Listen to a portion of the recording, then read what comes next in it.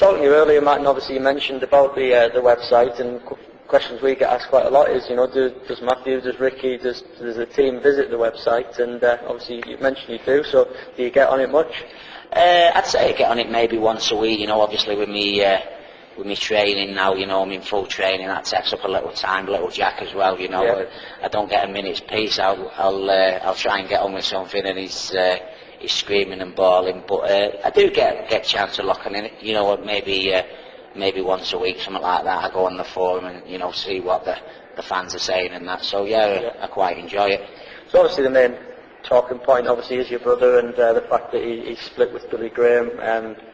And have you got any ideas or anything you can pass on to people in relation to that? Yeah, I've not really seen much of Ricky, to be honest.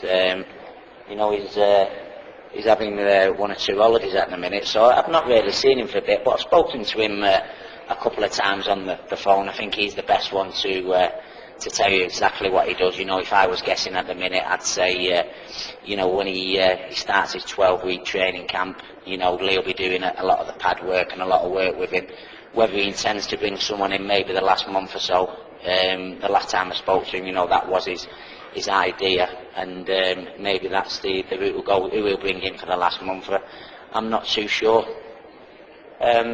Obviously, a lot of the fingers are being pointed, this, that, and the other, and people are even suggesting that Ricky's been forced into making decisions to get rid of Billy.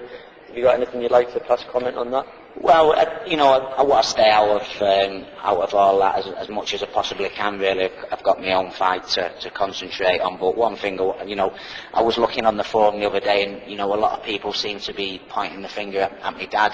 Ray, and maybe saying other members of the team, are putting ideas in Richard's head to get rid of Billy. As you know, Craig, Ricky's his own man, and to suggest that my dad or anyone else in the team can say to Ricky or have any input really on who trains him, is absolutely ridiculous. Ricky decides who trains him.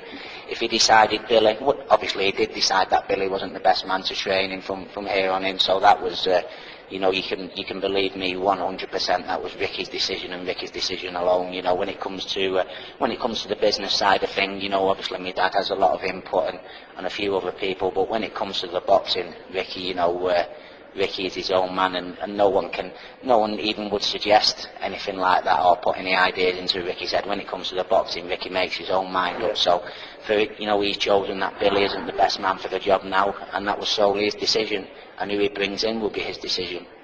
Not only are you a fighter, but obviously speaking to you now around and having good chats with you at times, it's obvious that you know the game very well. I know just being around you and your brother knows that you read the game very well.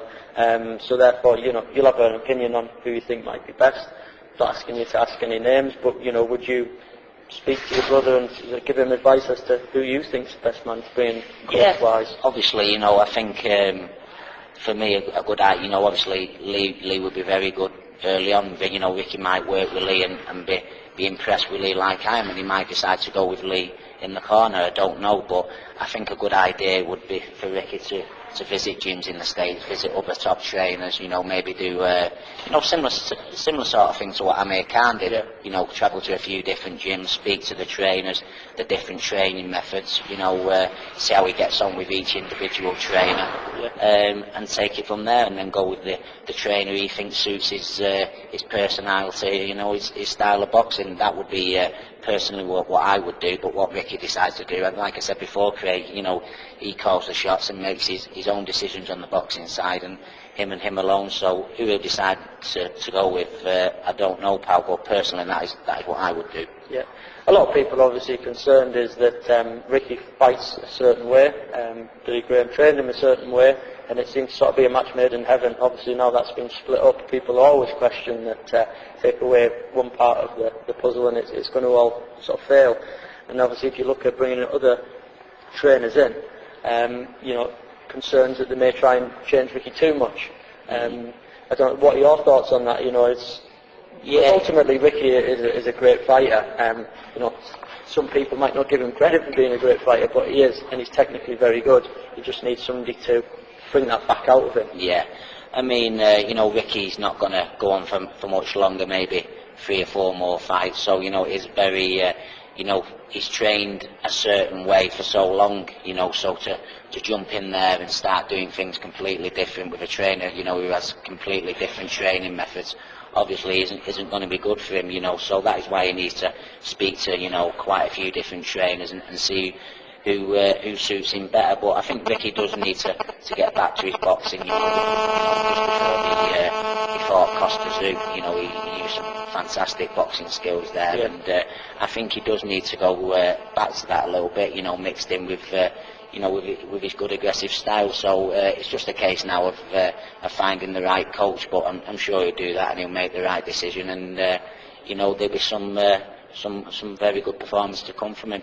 One final question on it. Well, what did I thought personally his performance against Lascano was good. I thought it was a good performance. He showed that he's still got the stamina.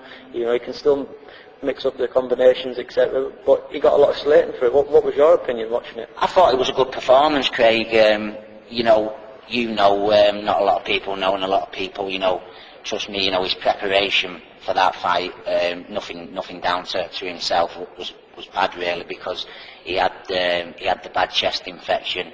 As you know, his sparring was cut short. He didn't do much sparring. He could, he was doing 4 or 5 round sparring, and then the chest infection was getting too much for him. Instead of doing the 15 rounds on his last hard day, he could only do the 8. Yeah. So I think the performance he put in with the preparation and the illness he had, I thought it was a fantastic performance. He got caught with some silly shots in that fight, but I think if the preparation would have gone ideal for the last fight, I think he'd have got rid of Lascano. So I think taking everything in consideration, in particular the illness, I thought it was a really good performance. And Lascano was in the Last Chance Saloon, wasn't he? Yeah. I'd seen Lascano before, and I thought Ricky was going to wipe the floor with him, but that was definitely the best I'd seen Juan Lascano. He showed so much heart and determination. He knew that was his last chance. Yeah, it was tough. Just got a parting shot from yourself. Obviously, you've got your next fight coming up quite soon, 5th of September, I believe, in Nottingham. A little bit, do you know anything about your opponent yet? I don't know. He's just his record, really. He's had 8 wins and 1 loss. So, he's obviously he's a lad of Frank Maloney's. He's apparently a few people have said good things about him. He's a good prospect coming up.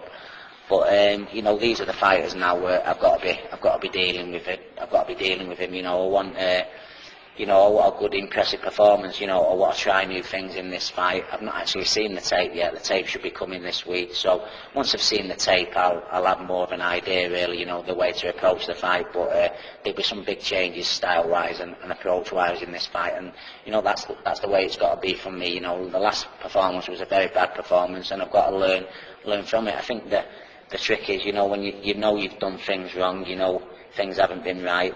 If you do them again and again and again, I think the sign of a good fighter is when they do make mistakes, they've got to put things right, otherwise there's no point in carrying on. So, trust me, you'll see a lot better Matthew Hatton on the 5th of September in the fights to come.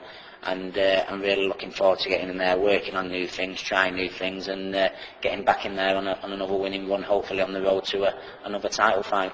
Excellent. Well, good luck for the September the 5th, and I'll be there to see the new and improved Matthew. That's the one. Nice one, pal. See you.